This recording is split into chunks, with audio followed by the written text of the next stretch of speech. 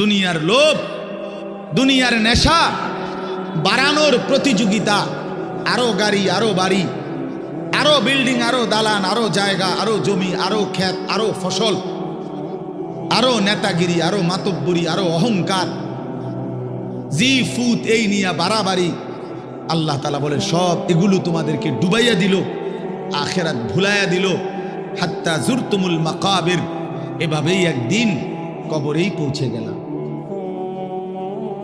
একদিন তো কবরেই পৌঁছে গেলা।